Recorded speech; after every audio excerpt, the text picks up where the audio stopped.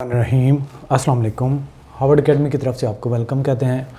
Harvard academy मुख्तलिफ़ exam की online preparation offer करती है। इस तरीके से इंस्पेक्टर इनलैंड रेवेन्यू का कोर्स हमारा चल रहा है और ये आप कंप्लीट कोर्स हमारी वेबसाइट www.harvardacademy.com से ज्वाइन कर सकते हैं।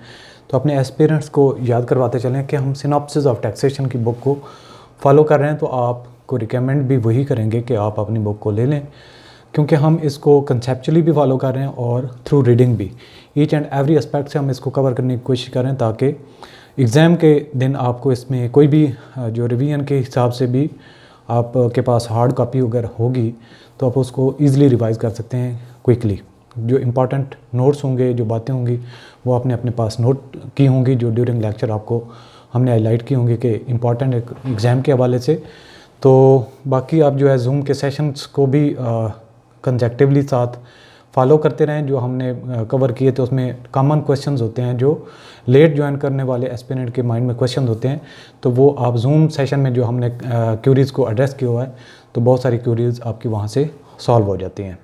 तो मूव करते हैं अपने लेक्चर की तरफ। Income tax ordinance 2001 exemption and concession का चैप्टर हमारा चल रहा है और आज इस चैप्टर का हमारा लास्ट डे है।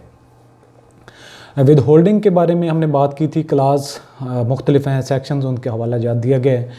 जिन कंपनीज़ को, जिन क्लासेस ऑफ कंपनीज़ या ग्रुप ऑफ कंपनीज़ या फिर क्लासेस ऑफ पर्सनस को एग्जेम्पशन है विद होल्डिंग से, या विद होल्डिंग उनको नहीं करवानी, तो उनके रेफरेंस के हिसाब से हम नाम पढ़ रहे थे। ये इतने कोई इंपॉर्टेंट नहीं, पहली दो स्लाइड्स लेटर ऑन जो कंक्लूड करेंगे और जो इस चैप्टर की लिमिटेशंस हैं उनके बारे में इंपॉर्टेंट बातें वो हमने करनी है, और इसको ब्रॉड एरिया वाइज कितने हिस्सों में तकसीम किया गया है वो भी हम बात करेंगे।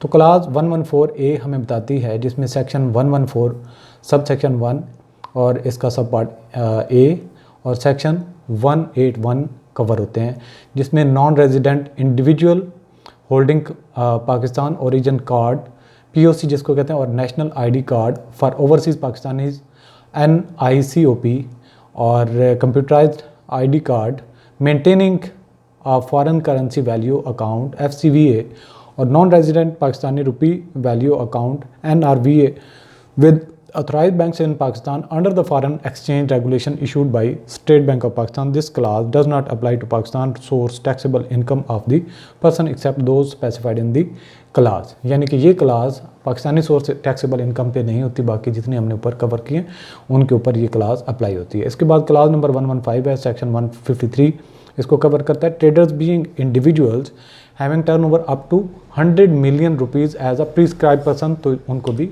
इसमें छूट है। Class 116 section 151 the prime minister's कोविड-19 पैंडेमिक रिलीफ 2020। इसके अलावा class number 118 all tax withholding provision Islamic Naya Pakistan certificates company limited INPCCL as a recipient. इसके बाद class 119 section 153 sub section 1 sub section A distributors, dealer, wholesalers and retailers of locally manufactured mobile phones devices as withholding agent with effect from 1st July 2020, इनके ऊपर भी withholding से exemption है।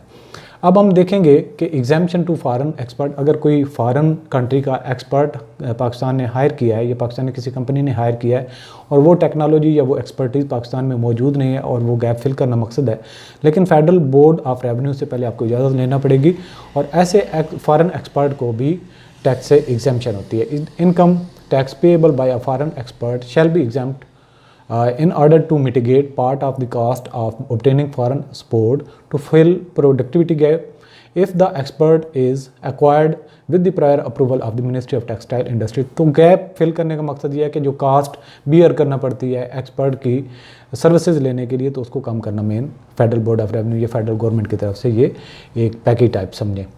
इसके बाद है exemption to civil aviation authority. इसमें important question तो नहीं आता, लेकिन ये स्वैपिंग है स्कूक डोमेस्टिक स्कूक कंपनी और फेडरल गवर्नमेंट। तो CAA जो सिविल एविएशन का इदारा है, ये पाकिस्तान गवर्नमेंट का है, फेडरल गवर्नमेंट का है, तो इसको रिप्रेजेंट फेडरल गवर्नमेंट ही करेगी। यानी कि फेडरल गवर्नमेंट का अगर जो पाकिस्तान डोमेस्टिक स्कूक कंपनी के साथ अगर कोई इजारा एग्रीमेंट के तहत चीज़ लेन देन है कि उस हवाले से ये आपको सेक्शन समझ आएगा। नो गेन और loss under section 22 sub section 8 shall be computed by CAA, Civil Aviation Authority, on transfer of assets for the purpose of इजारा एग्रीमेंट बिटवीन पाकिस्तान डोमेस्टिक स्कूक company limited and the federal government. यानी कि जो इनका दरमियान में लेन then assets का तबादला, इसमें सिविल एविएशन को प्रॉफिट और गेन लॉस वगैरह जो है वो कैलकुलेट करने की ज़रूरत नहीं है। इसके बाद है the assets acquired by CAA from the federal government which were previously transferred for the purpose of इजारा एग्रीमेंट बिटवीन पाकिस्तान डोमेस्टिक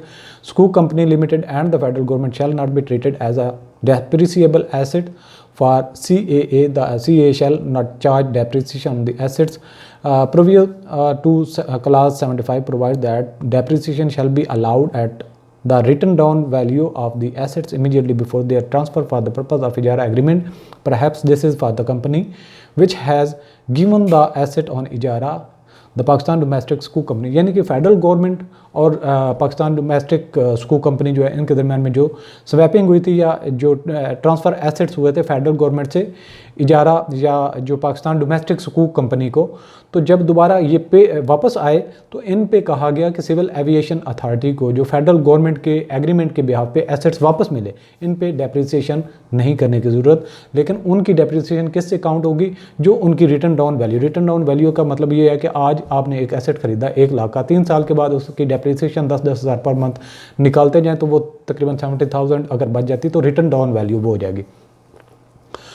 तो इसका मतलब ये है कि अगर सिविल एविएशन अथॉरिटी ने डेप्रिसिएशन काउंट नहीं करनी तो ये फिर किसके लिए है? पाकिस्तान डोमेस्टिक स्कूक कंपनी के लिए ये वजाहत की गई है। इसके बाद है एग्जाम्पशन अंडर अदर लॉज, कि अगर कोई एग्जाम्पशन किसी और law for the time being Pakistan में जो एप्लीकेबल था उसके मुताबिक कोई एग्जाम्पशन थी तो वो अब इनकम टैक्स ऑर्डिनेंस 2001 में अगर वो वजाहत की गई है और वो एग्जाम्पशन अभी भी अवेलेबल है तो वो अप्लाई होगी, अदरवाइज़ वो सारी की सारी एग्जाम्पशंस ख़त्म हो जाएंगी। तो अब यहाँ पे कंक्लूड अगर हम इस बात को करें कि 2 किस्म की एग्जाम्पशंस होती हैं, यानी कि एक तो जब कोई लॉ मौजूद अप्लाई होता है उससे पहले जो लॉ मौजूद होता है उसमें एग्जाम्पशन दी गई थी।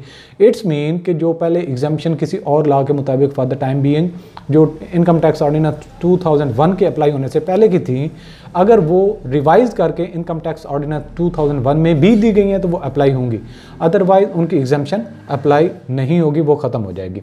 Any exemption granted under the any law for the time being not be effective unless it is also provided under the income tax ordinance 2001. The provision may relate to ये किसके साथ हो सकती है? हमने सेक्शन फर्दर जो देखा था उसको हमने 3 तरह से देखा था। इसको भी हम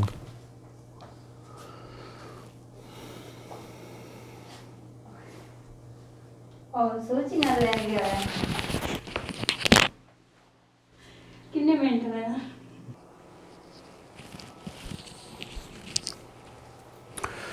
सॉरी फॉर इनकन्वीनियंस, दरमियान में थोड़ा सा इंटरप्शन आ गई थी स्क्रीन से।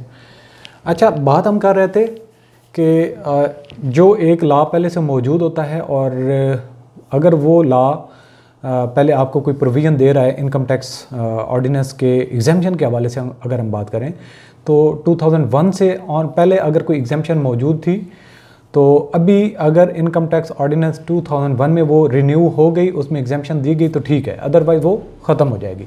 और वो एग्जाम्पशन किस तरह की हो सकती हैं? 4 कैटेगरी हमने पढ़ी सेकंड स्केड्यूल में जो एग्जाम्पशन और कंसेशन के हवाले से थी। नंबर 1 ये है कि पार्ट 1 में हमने देखा था an exemption from income tax, कि एक इंडिविजुअल को इनकम टैक्स में टोटली एग्जाम्प्ट हो जाता है। दूसरे नंबर पे रिडक्शन इन टैक्स रेट्स, कि नॉर्मली अगर टैक्स रेट 15% है तो एक क्लास ऑफ पर्सन या बिजनेसमैन को वो 15% की बजाय 10% पे अगर वो रेट दे दिया जाए उसको हम क्या कहेंगे? Reduction in the tax rate. दूसरा है रिडक्शन इन टैक्स लायबिलिटी, के रेट नॉर्मल रहेगा, अब अगर लायबिलिटी 1.5 लाख बन रही है तो उसको 1,30,000 टैक्स पे करना पड़ेगा, 20%, 15% या 10% जितनी उसको रिडक्शन लायबिलिटी के हवाले से मिलती है तो वो मिल जाएगी। चौथे नंबर पे हमने देखा an exemption from the operation of any provision of the income tax ordinance, के जो इनकम टैक्स ऑर्डिनेंस की कुछ प्रोविजन जैसा कि सेक्शन 113 हमने देखा था और उसकी डिटेल में भी हमने उसको कवर किया कि इसमें क्या क्या आती हैं। तो अगर वो किसी पे अप्लाई होता है तो वो कंपनीज़ की हमने एक लॉन्ग लिस्ट पढ़ी थी जिनमें एग्जाम्पशन होती है, उनके ऊपर वो अप्लाई नहीं होती वो प्रोविजंस। तो वो भी हमने देखी। इसके बाद है लिमिटेशन ऑफ एग्जाम्पशन, कि एक टैक्स की छूट है मुझे मिली है, लेट्स सपोज वो डायरेक्टली मेरे ऊपर अप्लाई होती है, लेकिन मेरे साथ जो जुड़े हुए लोग हैं उससे फ़ायदा उठाने वालों के लिए वो एग्जाम्पशन नहीं होगी। ये लिमिट है, यानी कि जिस इंडिविजुअल को, कंपनी को वो फ़ायदा डायरेक्टली एग्जाम्पशन, टैक्स रिडक्शन, ये टैक्स लायबिलिटी या रेट्स में किसी तरह से भी रिडक्शन है, तो वो उस इंडिविजुअल को, उस कंपनी को, उस क्लास को जो जिस पे अप्लाई होती है उसी को होगी। उससे फर्दर कोई इनकम हासिल कर रहा है तो उसको वो छूट नहीं दी जाएगी। Any exemption under the income tax ordinance shall be limited to the original recipient of the income. This exemption generally shall not be extended to any person receiving any payment out of such income. Further है कि अगर एक individual को tax में exemption दी गई है और उस एग्जाम्पशन के पीरियड में, लेट्स सपोज 5 ईयर का उसका एग्जाम्पशन पीरियड था, और उसमें उसको कोई लॉस हो जाता है, तो वो लॉस को कैसे डील करेगा? क्या उसको सेटअप और कैरी फॉरवर्ड कर सकता है या नहीं? हाँ, कर सकता है। अगर उसको एग्जाम्पशन है और उस दौरान में उसको कोई लॉस हो जाता है, तो लेटर ऑन ये जो तरीक़ेकार है सेट ऑफ करना या कैरी फॉरवर्ड करना, इसको हम आने वाले चैप्टर किसी सेटअप एंड कैरी फॉरवर्ड में पढ़ लेंगे। तो लेकिन ये कि लॉस जो है उसको कैरी फॉरवर्ड करने की परमिशन होती है। Where a business income of a person is exempt from tax either permanently or for a specific period and a person sustains a loss from such business during exemption period, such loss may also be carried forward and set off as per normal procedure। और ये हम set of and carry forward के chapter में सारी चीज़ों को detail से cover करेंगे। तो इस तरीके से आज हमारा एग्जाम्पशन और कंसेशन का जो चैप्टर है वो ख़त्म हो जाता है। बाकी इंशाल्लाह नेक्स्ट हम नया चैप्टर स्टार्ट करेंगे जिसमें मज़ीद भी जो भी चीज़ें होंगी टेक्निकली वो हम कवर करते जाएंगे। तो आज के लिए इतना ही। All the best. अल्लाह हाफ़िज़।